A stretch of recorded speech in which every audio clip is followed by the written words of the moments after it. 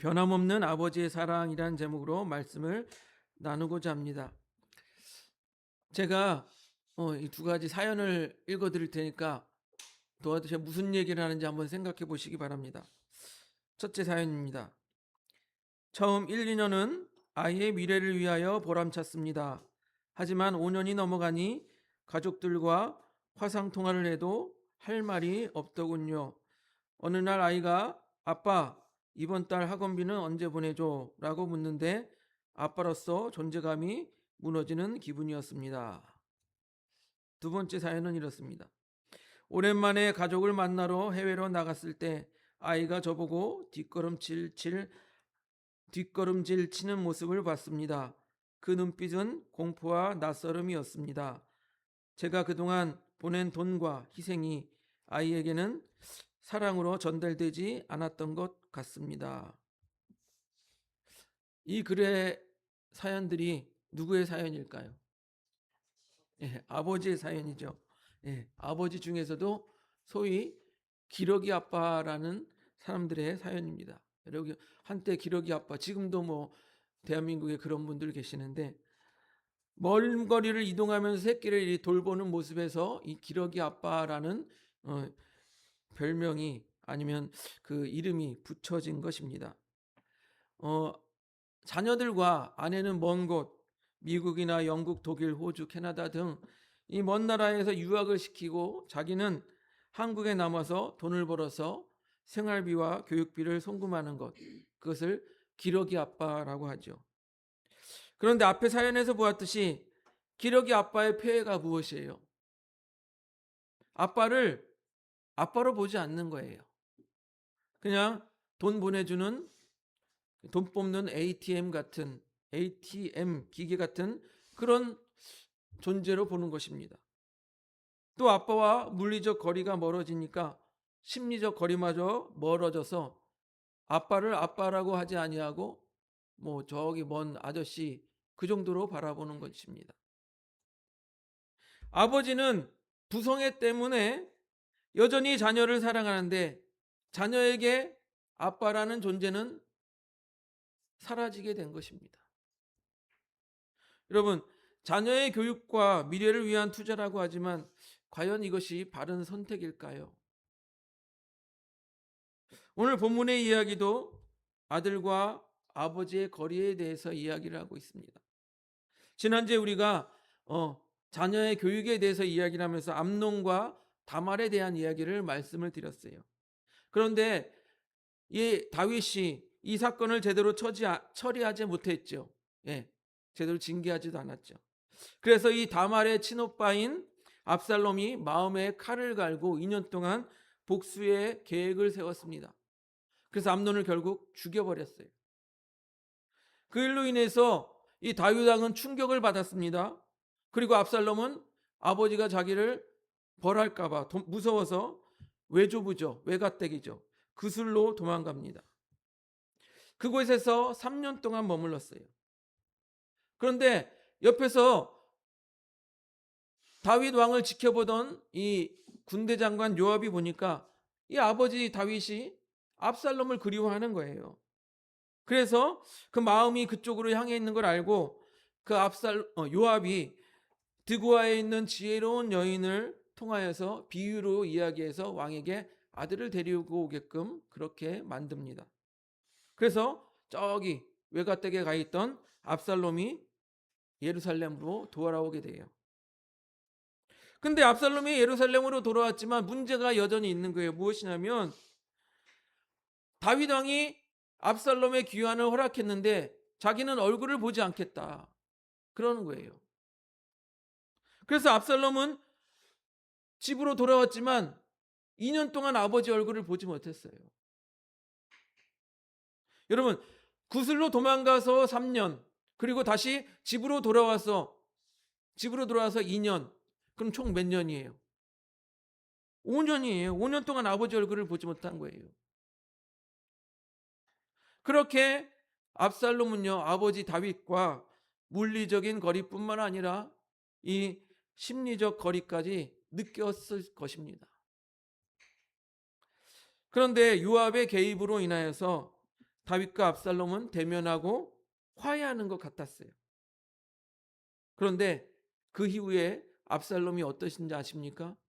반역의 계획을 세우는 거예요.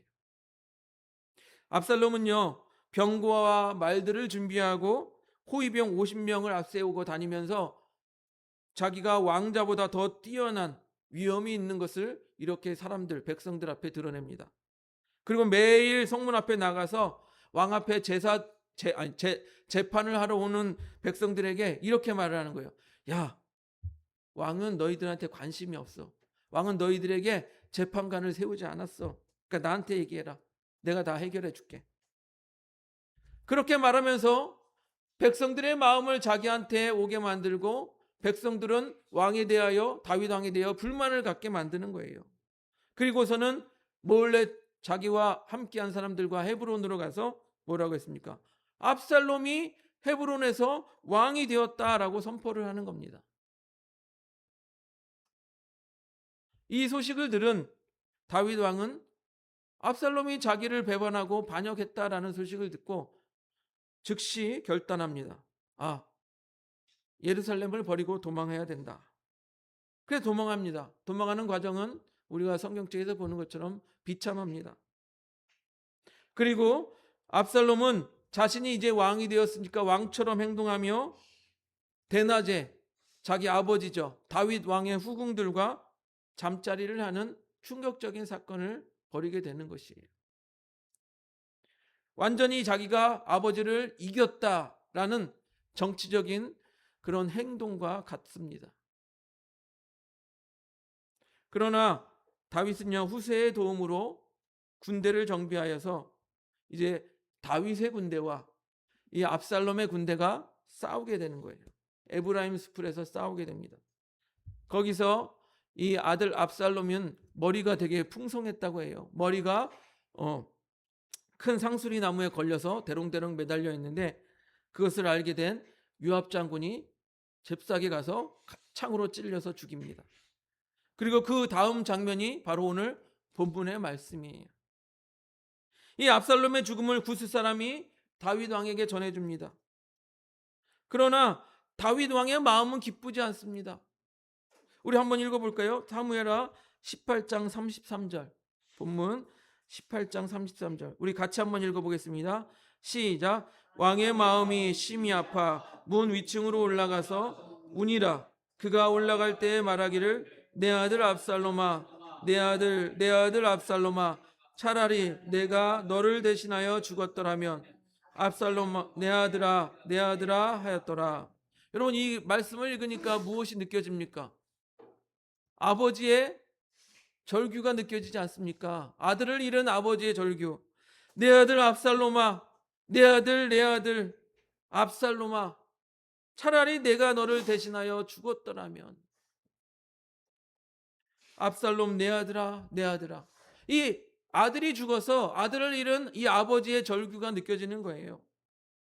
그런데 여러분, 사실 아까도 말씀드렸지만 압살롬이 아들로서 아버지 다윗에게 행한 것을 생각하면 여러분, 이렇게까지 슬퍼할 필요가 있을까요?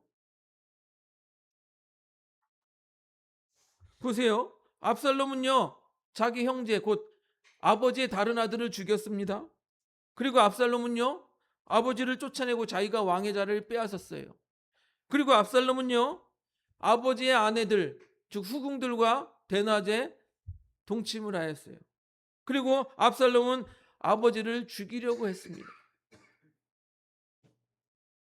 이런 아들 압살롬이 죽었다고 이렇게까지 슬퍼할 필요가 있을까요?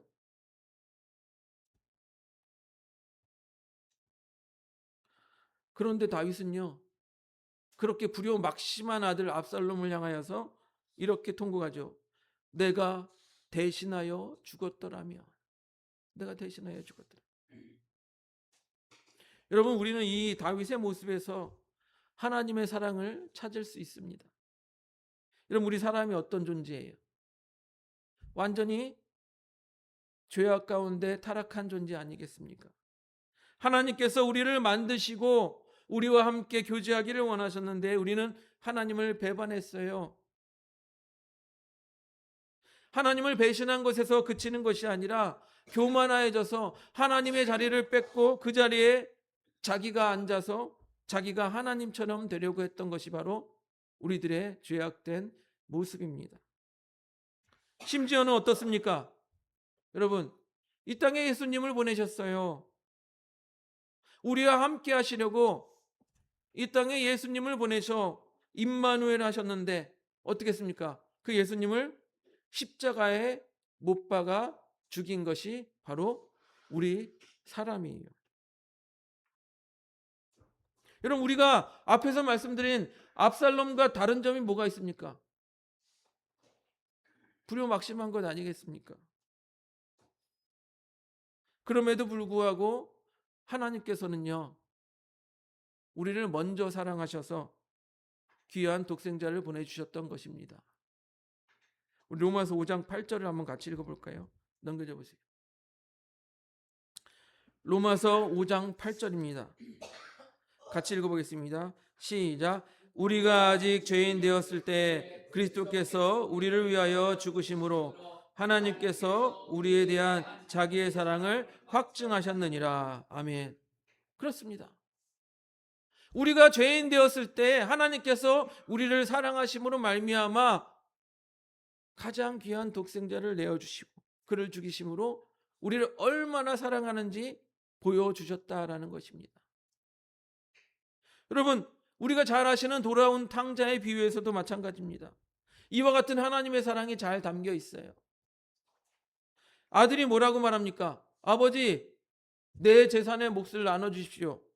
여러분, 이거는요, 당시 문화 속에서 어떤 의미가 있습니까? 아버지 빨리 죽으세요. 아버지 빨리 죽고 내 재산 물려주시오. 그거와 똑같은 거예요. 얼마나 불효합니까? 예. 불효 중에 불효예요. 이런 모습을 보일 때 이스라엘 중에서는요, 이스라엘 관습에서는 뭐라고 합니까? 돌로 쳐서 죽이라고 했어요. 그 불효한 아들을 돌로 쳐서 죽이라고 했습니다. 하지만 아버지는 그러한 둘째 아들을 용납하고 또한 재산을 나누어 줍니다. 그리고 그 아들은 그 재산을 가지고 먼 나라로 떠나죠. 그런데 아버지의 모습은 어떻습니까? 자기에게 불효하고 아버지 빨리 죽고 재산 좀 주십시오 이렇게 말하는 그 아들이 돌아오기를 간절히 기다리면서 늘 아들이 돌아오기를 먼 쪽을 바라보면서 기다리고 있었던 거예요. 그러다가 우리가 아시는 것처럼 아들이 돌아오자 버선발로 나가서 아들을 끌어안고 입맞추고 뭐라고 말했습니까? 내 아들이 돌아왔다. 죽었던 내 아들이 살아났다. 잃었던 내 아들을 다시 얻었다. 그러면서 얼마나 기뻐합니까? 이것이 아버지의 마음이라는 거예요. 여러분, 우리 인간의 상식으로는 도저히 이해가 되지 않았습니다. 우리 여기 부모님들 많이 계시지만 이 정도로 나를 불효했는데 여러분 용서할 자신 있으세요? 아버지 빨리 죽고 재산이나 주시오. 예. 용서할 자신 있으세요?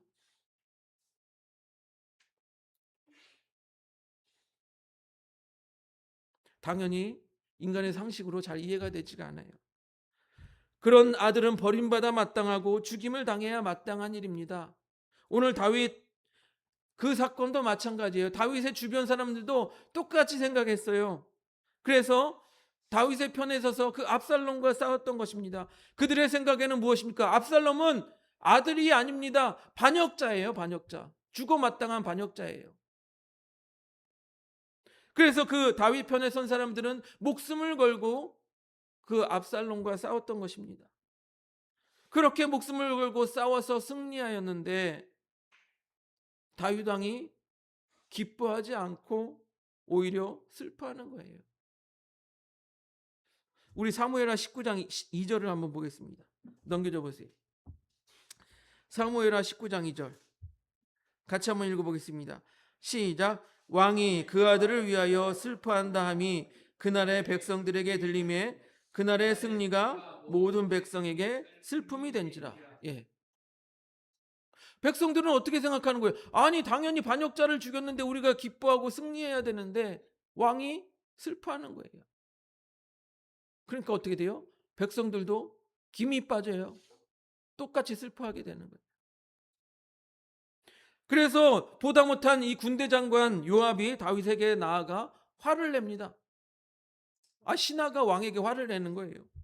6절 사무엘하 19장 6절 보겠습니다. 넘겨줘 보세요.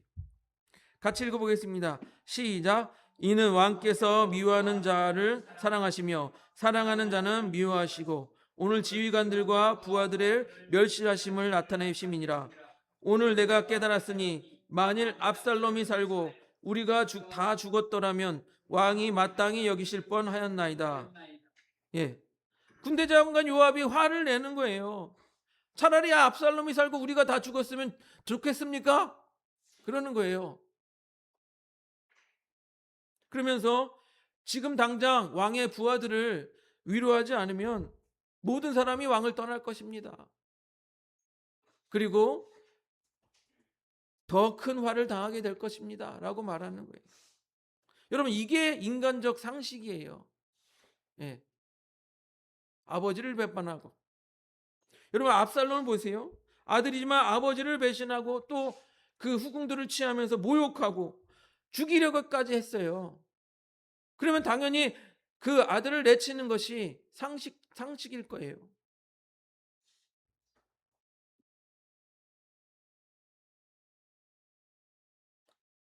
그래서 다윗 편에 섰던 사람들은 어떻게 했습니까? 압살롬을 반역자로 취급하고 싸워서 이겨서 승리하였다라고 좋아했던 거예요. 하지만 다윗은 기뻐하지 않고 반대로 슬퍼했던 것입니다. 여러분, 하나님 사랑도 이와 같죠. 우리 사람이 하나님을 배신했습니다. 하나님을 모욕했어요. 하나님의 아들을 십자가에 못 박아 죽였지만 하나님은 우리를 사랑하셨습니다. 우리를 구원하셨어요. 여러분, 이 하나님의 사랑은요, 우리 인간의 상식으로, 우리 인간의 생각으로 감히 가늠할 수 없는 것입니다. 다윗이 죽은 압살롬 때문에 그렇게 슬퍼했는데, 다윗이 이 아들 압살롬이 죽었다고 슬퍼했잖아요. 통곡했잖아요. 그런데 하나님께서는요, 그 사랑하는 독자 예수 그리스도가 십자가에 못 박혀 죽으실 때 여러분 얼마나 슬퍼하셨을까요? 우리 그때 영화 봤잖아요. 하늘로부터 빗방울이 떨어지고 날이 흐려지고.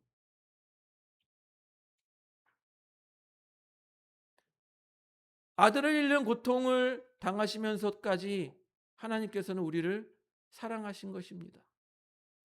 여러분, 세상에 이보다 더 큰 사랑이 어디 있겠습니까? 그런데 생각해 보니까요, 우리 부모님들도 그렇게 살아오셨던 거예요. 자녀들을 위해서. 지금은야 물자가 풍족하지만 당시 자녀들을 위해서 먹을 것 덜 먹고, 자녀들을 위해서 입을 것 덜 입고, 자녀들을 위해서 잠잘 것 덜 자고, 자녀들을 위해서 세상의 직장에서 무시당하고 멸시를 받아도 열심히 일을 하셨던 것이 바로 우리 부모님들이에요. 제가 부모가 되어서요, 돈을 벌어야 되는 입장이 되니까 부모님들이 어떻게 그렇게 힘들게 우리를 키웠는지 이해가 되는 것입니다.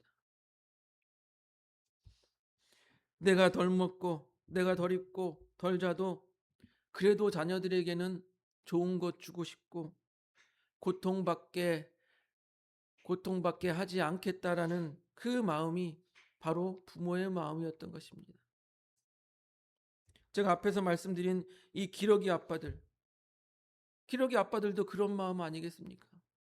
내가 힘들더라도 자녀들을 미래를 위해서 유학 보내고 돈 보내주고, 내가 더 고생이 되어도, 내가 좀 덜 먹더라도, 내가 좀 덜 입어도 자녀들을 멀리 미국에 아니면 다른 나라에 가서 미래를 준비할 수 있다면 내가 내 자신을 희생하겠다. 그것이 기러기 아빠들, 곧 부모들의 마음 아니겠습니까? 여러분, 그런데 자녀들은 그런 부모의 마음을 몰라요.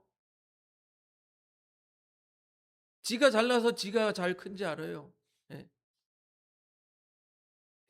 앞에서 말씀드린 것처럼 아빠가 돈이나 퍼주는 그런 ATM 기계 같고, 또 아빠가 그렇게 열심히 밖에서 일하면서 고생하면서 벌어서 먹여줘도 그냥 옆집 아저씨 보듯 보고, 오늘 본문의 압살롬도 마찬가지 아닙니까? 앞에서 말씀드린 것처럼 다윗 왕과 5년 동안 물리적 거리, 심리적 거리가 있었으니 이 압살롬은 아버지를 죽이고 자기가 왕의 자리에 올라가려고 했던 거예요. 아버지의 사랑을 깨닫지 못한 거예요. 자기는 아버지를 죽여서 자기는 왕이 되려고 하는데 아버지의 마음은 어땠습니까?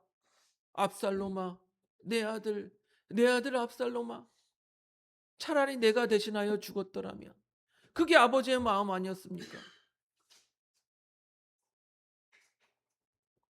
여러분, 어떻게 이렇게 자녀들은 부모의 마음을 모를까요? 여러분, 자녀가 잘못되기를 바라는 부모가 어디 있겠습니까? 네. 성경에서요, 마태복음 7장 9절 10절에 이런 말씀이 있습니다. 넘겨줘 보세요. 같이 읽어보겠습니다. 시작. 너희 중에 누가 아들이 떡을 달라는데 돌을 주며 생선을 달라는데 배모질 줄 사람이 있겠느냐? 여러분, 이게 부모의 마음이에요. 예? 부모들은 이렇게 떡을 달라는데 돌을 주고 생선을 달라는데 뱀을 줄 사람이 어디 있겠느냐? 하물며 하늘에 계신 아버지께서 너희에게 좋은 것을 주지 않겠느냐? 예. 이게 부모의 마음이에요. 그런데 자녀들은 몰라요. 자기가 잘나서 지금까지 큰 줄 알아요. 예. 자녀들이 그 부모의 마음을 모르기 때문에 앞에서 말씀드린 탕자와 같은 일을 벌이고 앞에서 말씀드린 압살롬과 같은 일을 벌이는 것입니다. 사랑하는 성도 여러분, 기러기 아빠들이 가장 힘들 때가 언제인지 아십니까? 통장에 봤더니 잔고가 비었을 때가 아니라 자기가 그렇게 희생하고 사랑하였던 그 자녀들이 자기를 낯설게 바라볼 때예요.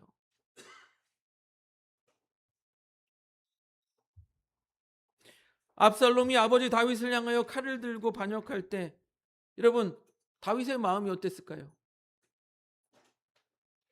내 아들아, 내 아들아 했던 다윗의 마음이 어땠을까요? 여러분, 우리 인간들이요, 하나님을 향하여 신은 없다, 신이 없어, 혹은 하나님 필요 없습니다, 내 삶에서 사라져 주세요, 그렇게 했을 때 여러분, 하나님 아버지의 마음이 어땠을까요? 특히 우리가 부모님, 저도 그랬지만 잘할 때 아빠가 나에게 해준 게 뭐가 있어, 엄마가 나에게 해준 게 뭐가 있어, 그렇게 따지고 들었을 때 부모님의 마음이 어떠했을까요? 사랑하는 성도 여러분, 지금이라도 부모와 자녀의 사랑을 회복하기를 바랍니다. 여러분, 사랑은요, 이 기러기 아빠처럼 멀리서 돈이나 송금하는 그런 것이 아니라 옆에서 함께 웃고 함께 기뻐하는 것이에요. 옆에서 자녀들의 고민을 들어주고 함께 시간을 보내주는 거예요. 하나님 역시도 못하겠습니까? 저 하나님 하늘 보좌에서 야, 너희들 복 받아라, 내가 복을 송금해 줄게, 하나님 그렇게 하셨습니까? 친히 이 땅으로 내려오셨잖아요. 임마누엘 하셨지 않습니까? 내가 너희와 함께 있으리라 하면서 임마누엘 하셨지 않습니까? 그리고 하나님께서도 우리와 함께 울고 웃으셨던 거예요. 이번 어버이 주일 우리 자녀들에게 혹은 부모님들에게 필요한 것은 무엇입니까? 바로 사랑의 관계 회복입니다. 사랑의 관계예요. 여러분, 이런 말이 있습니다. 유대인들의 이런 속담 같은데 이런 말이 있어요. 신은 모든 곳에 있을 수 없기에 어머니를 만드셨다. 신은 모든 곳에 있을 수 없기에 어머니를 만드셨다. 이런 말이 있다고 합니다. 여러분, 우리 삶 가운데 먼저는 하나님의 변치 않는 사랑을 경험하시기를 바랍니다. 그리고 지금까지 나를 낳아주시고 키워주신 부모님의 사랑을 깨닫기를 바랍니다.